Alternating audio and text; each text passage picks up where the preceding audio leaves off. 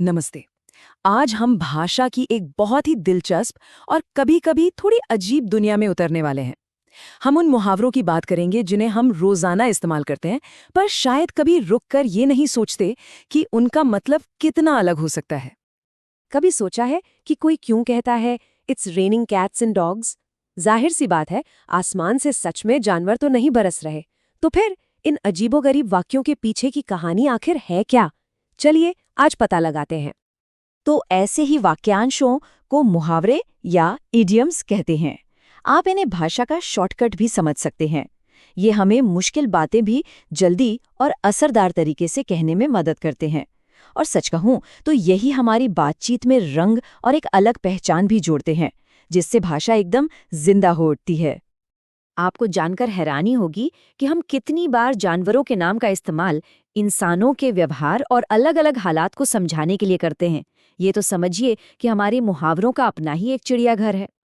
तो सबसे पहले हमारे पास है अ स्नेक इन द ग्रास, जिसे हम हिंदी में आस्तीन का सांप भी कहते हैं।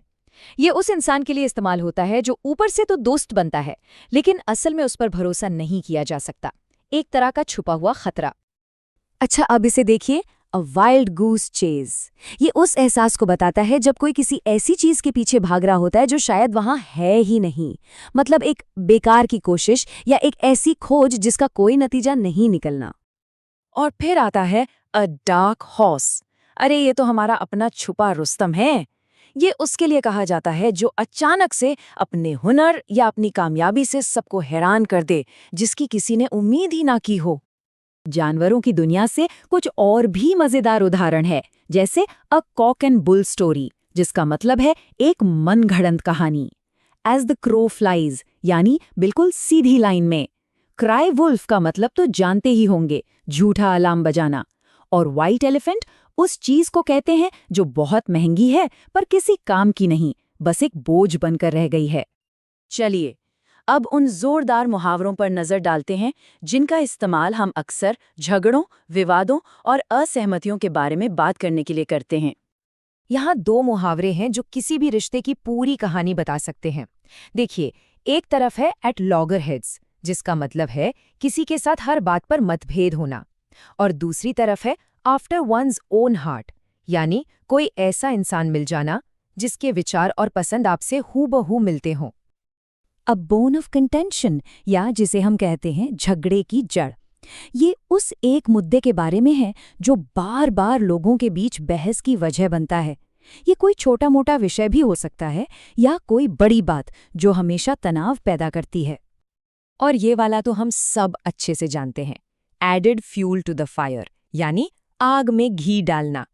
ये तब होता है जब कोई कुछ ऐसा कह दे या कर दे जिससे एक पहले से खराब सिचुएशन और भी ज्यादा बिगड़ जाए।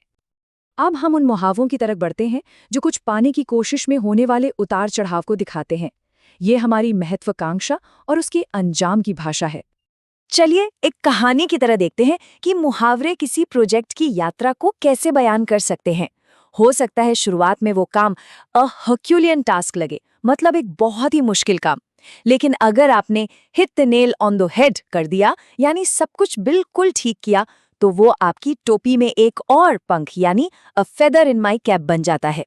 पर अगर चीजें गलत हो गई तो वो एंडेड इन अ फियास्को भी हो सकता है, यानी पूरी तरह से फेल।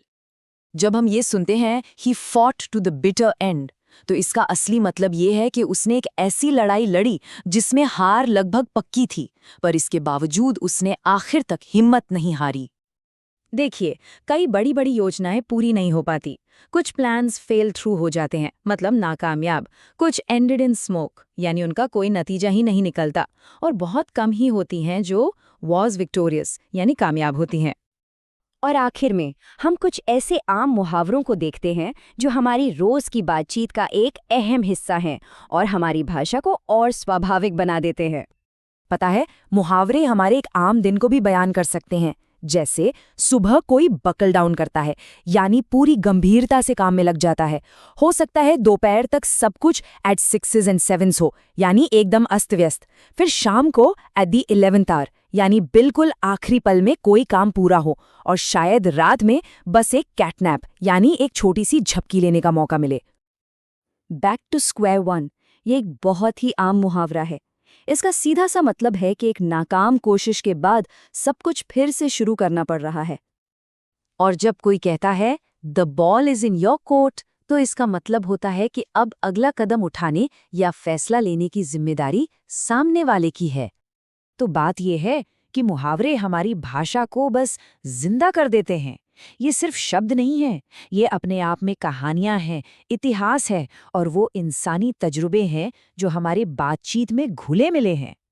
हमारी भाषा वाकई में कितनी रंगीन है ना? अब मैं आपको एक सवाल के साथ छोड़कर जाता हूँ। जरा सोचिए, ऐसा कौन सा सबसे अजीब मुहावरा है जिसका इस्तेमाल आप लगभग हर दिन करते हैं? इस पर ध्यान दीजिएगा और आप पाएंगे कि ये अनोखे मुहावरे तो हर जगह हैं,